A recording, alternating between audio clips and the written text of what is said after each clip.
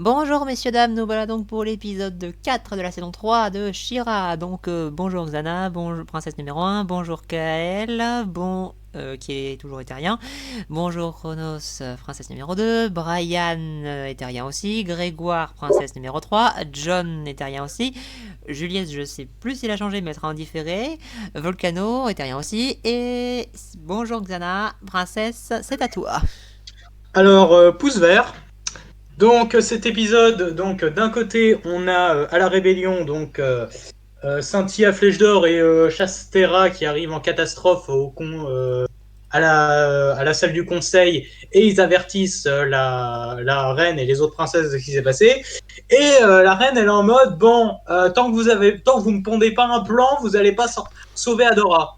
Et donc il y a une grosse dispute entre Cynthia et elle, avec Cynthia qui lui dit pourquoi tu dis que tu me fais confiance, mais pourquoi tu m'as pas dit que Ténébra avait formé papa? Pourquoi tu me l'as pas dit ça? Donc des trucs comme ça quoi. J'aime beaucoup la dispute entre les deux quoi. Et ce qui finalement les deux se séparent et du coup Cynthia va voir Ténébra. Donc Ténébra qui l'encourage en lui disant oui, je peux te rendre plus forte, tu es bien la fille de ton père, par conséquent je peux faire de toi une grande magicienne, une grande sorcière, machin truc. Je peux t'aider à aller directement au rocher de la peur, mais pour ça tu dois me laisser accéder à la pierre de lune. Et c'est ce que Cynthia fait. Elle accepte après avoir hésité. Et donc, du coup, ils vont à la pierre de lune. Ils se font rejoindre par les autres princesses qui sont en mode on ne va pas vous en empêcher, par contre, on vient avec vous. Donc, ouais. Donc, téléportation au rocher de la peur. Entre-temps, il y a la reine qui s'aperçoit de ça et qui essaie de les arrêter, mais trop tard. Donc, il y a une espèce de montée de la tension où elle fonce, mais elle arrive trop tard pour les empêcher de faire la téléportation. Au rocher de la peur, du coup, euh, on a Entrapta et Horda qui continuent toujours de discuter sur leur projet, et on a Entrapta qui commence à se miner un peu parce qu'elle se dit eh ben, si Horda couvre ce portail, bah, il va repartir en fait. Et que du coup, bah, je vais pas. Du coup, notre collaboration va s'arrêter. Voilà, donc elle est un peu triste de ça, ça se sent.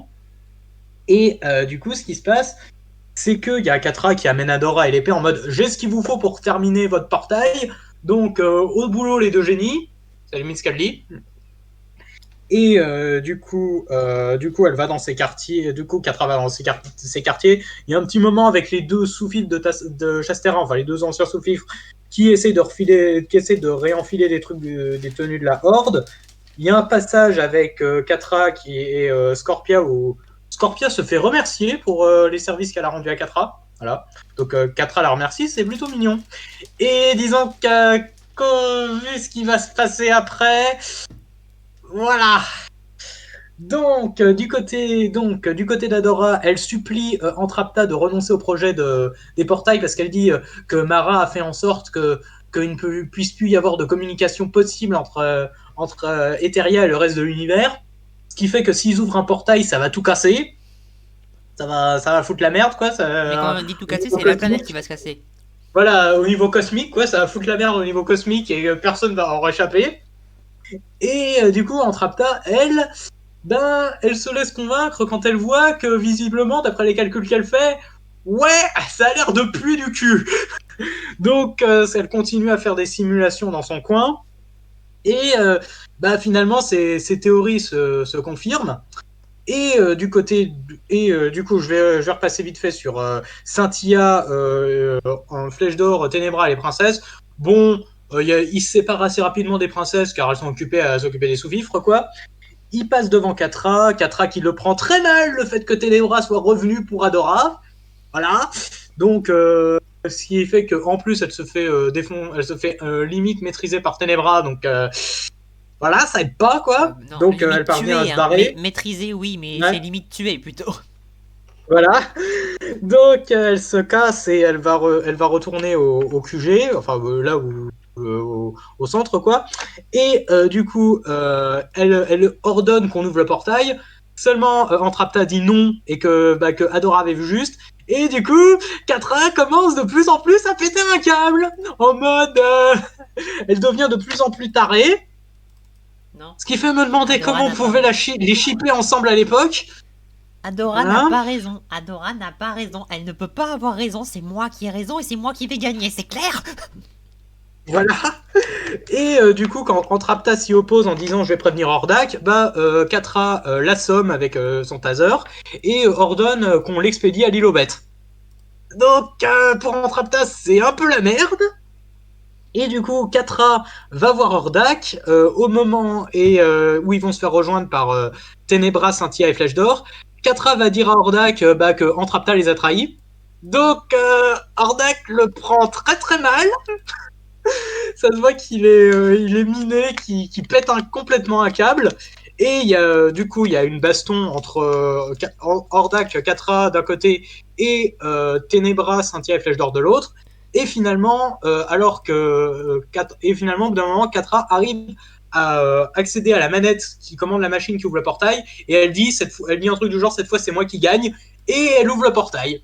Donc elle va déclencher un putain de bordel cosmique juste parce que Adora lui revient plus. Non, non, pas parce que Adora lui va bien, c'est parce qu'elle veut gagner. Voilà. C'est. C'est une jusqu'au boutiste, notre 4 à 1. Bah, donc, du coup, c'est pouce vert parce qu'on a de très bons dialogues entre Cynthia et Ténébra, entre Cynthia et, comment elle s'appelle, Angela. L'alliance avec Ténébra, elle est plutôt cool à voir. Catra qui devient de plus en plus taré. Et elle menace Scorpia. Hein. C'est genre, Scorpia, tu veux être la suivante? Voilà. Donc la pauvre Scorpia qui a rien demandé. Oui, bon, par contre, je peux pas te laisser dire qu'il y a vraiment de très bons dialogues avec Ténébra et Cynthia, hein, quand même. Attends, c'est un dialogue classique où elle lui tente le pouvoir en prenant en compte le fait qu'elle a vraiment besoin d'aider Adora. Et voilà. Mais c'est quand même assez classique. Hein. Oui, c'est classique, mais bon. C'est classique, mais c'est efficace, quoi. C'est classique et efficace. Moi, je demande pas mieux. Et bah ouais, on exploite bien les relations entre personnages. On exploite. Non, mais toutes les relations entre personnages sont très bien représentées. Tous les enjeux n'ont jamais été aussi puissants. Pouce vert. Ok, et bien la parole à Kael qui lui a mis un pouce bleu. Oui, pouce bleu, mais j'étais à la limite de le mettre en neutre. Parce que Ah oui. cet épisode est très bon sur certains points, mais il y a beaucoup de points aussi qui pêchent. Donc, on va commencer par les bons points. Les scènes de combat et d'action sont globalement très sympas. La tension à la fin de l'épisode est très bien maîtrisée. Et j'ai été agréablement surpris du fait que Entracta savait se maîtriser. Elle a dit oh merde, il va y avoir des problèmes. Bon ben j'arrête tout au lieu de c'est pour la science, ce qui aurait pu être l'Entrapta au début de la série. Mais voilà, elle s'est améliorée, ça c'est cool. Mais pour moi, les mauvais points, c'est de part, tu l'as déjà dit Seb, un peu les dialogues qui sont pas toujours excellents. Enfin, c'est pas dans le haut du panier de la série.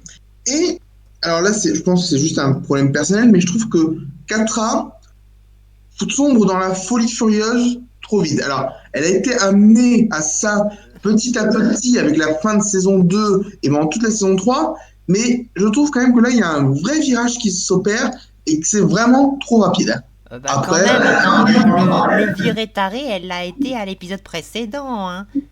Elle a dit qu'elle allait le faire, s'ouvrir ce portail, et quoi qu'il arrive, et ils vont tout détruire, même si c'est quoi qu'il arrive. Hein.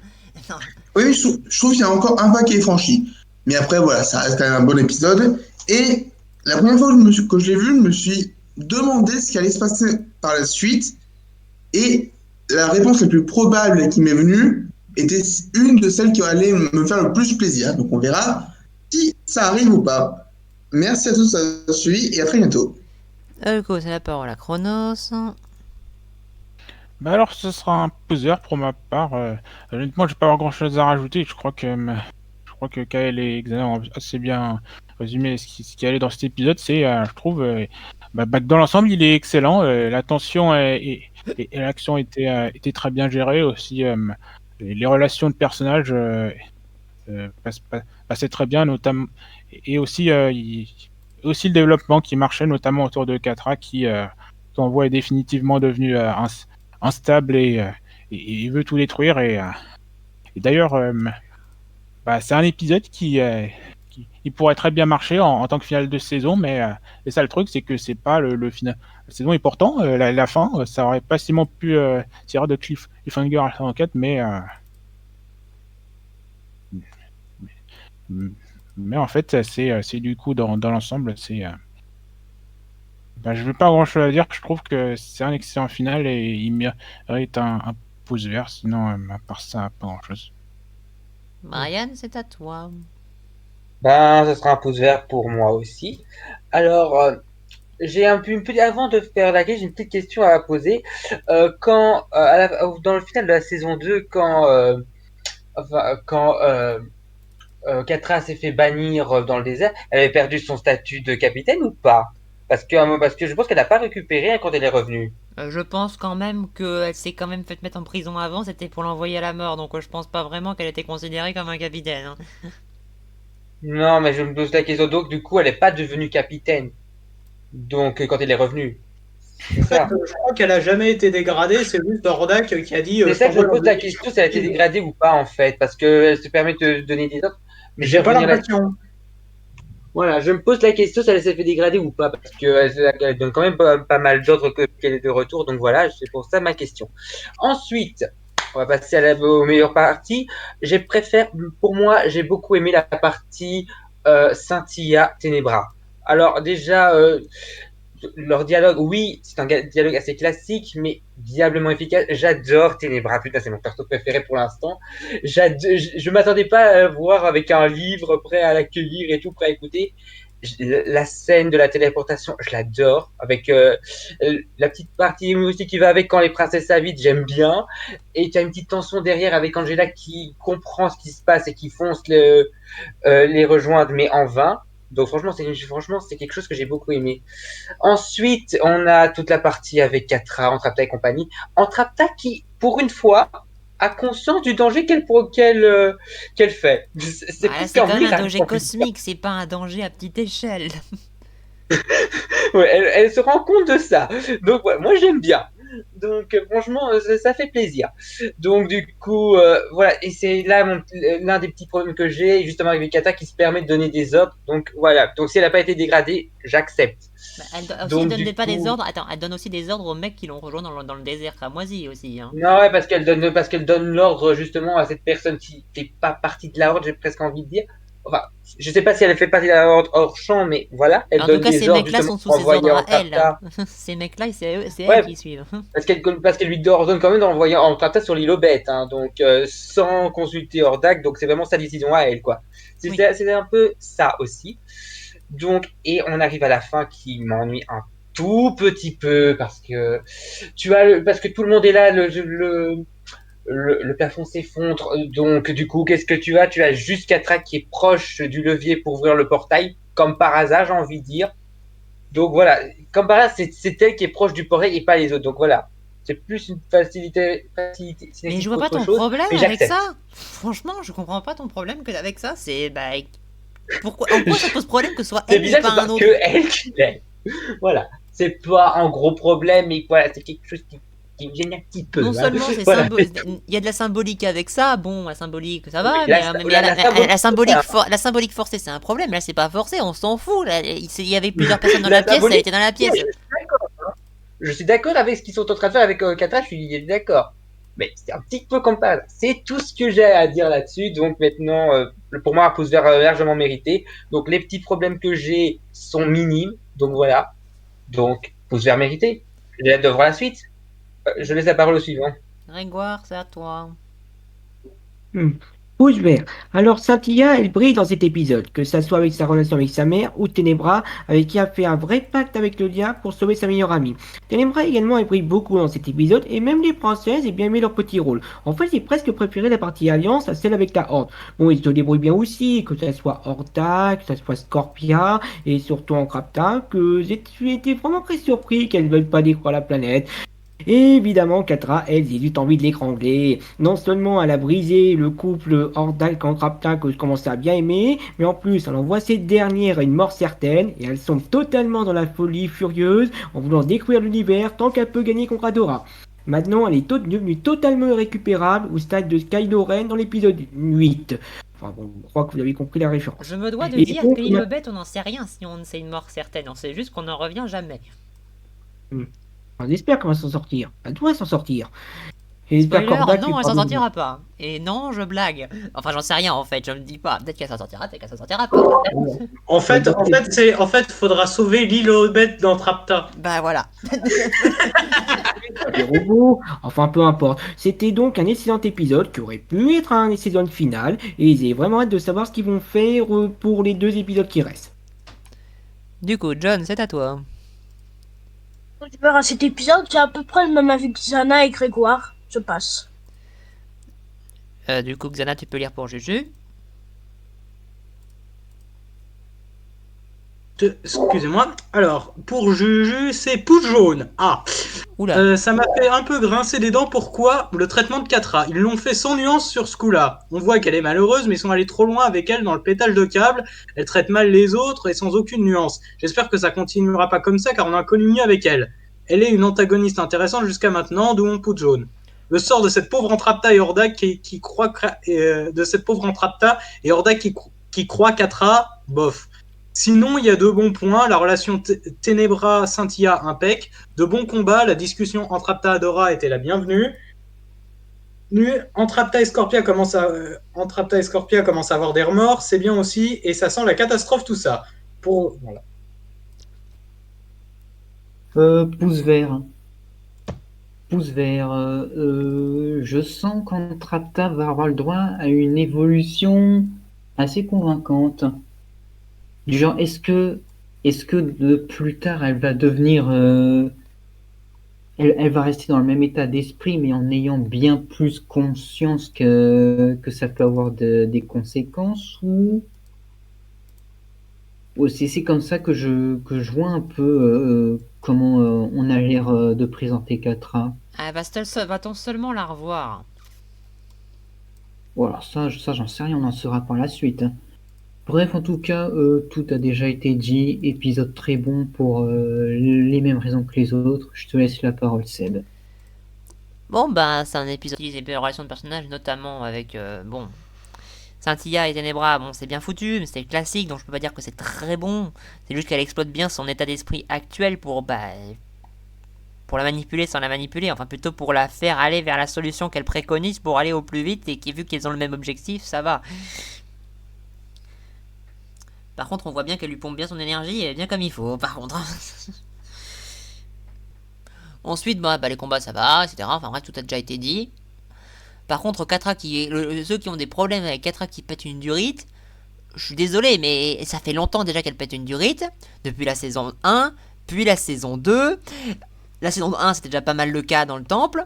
Ensuite, dans la saison 3, rien qu'à l'épisode précédent, c'était quand même pas mal. Elle était au point, je fais n'importe quoi, mais je m'en fous, on va les détruire. C'est justement avec quand ça, c'était clair. Elle est pas pire là, hein. Elle est exactement pareille qu'à la fin du précédent épisode. Exactement pareil. Voilà. Sinon, tout a déjà été dit, notamment par Xana. Donc, voilà. Bon, en tout cas, on vous invite à aller voir la vidéo de Mayo, évidemment. Même si nous, on est le 5 avril. Oui, le 5 avril. Excusez-moi. Du coup, on sait pas encore ce qu'il va penser de l'épisode, hein, loin de là. Et à la prochaine.